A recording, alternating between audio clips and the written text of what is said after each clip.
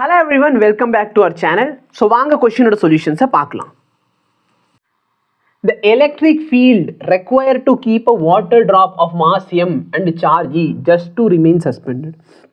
ஒரு water droplet எடுத்துக்கலாம் sir. இந்த வாட்டர் ட்ராப்லெட்டுக்கு ஏதோ ஒரு மாஸ் இருக்குமா இருக்காது? கண்டிப்பாக இருக்கும். நீங்கள் எவ்வளோ சின்ன வாட்டர் ட்ராப்லெட் எடுத்தாலும் அதுக்கு என்ன இருக்கும்?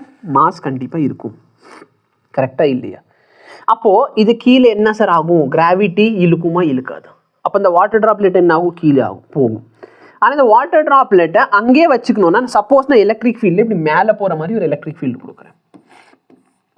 அப்போ இந்த எலக்ட்ரிக் ஃபீல்டு இந்த வாட்டர் ட்ராப்லெட் மேலே ஒரு ஃபோர்ஸை செலுத்தும். அந்த ஃபோர்ஸோட வேல்யூ என்ன sir? Charge times electric field. இங்கேனுக்குள்ளே நம்மளுக்கு வேல்யூ என்ன சார்? சார்ஜோட வேல்யூ ஈன்னு கொடுத்துட்டாங்க.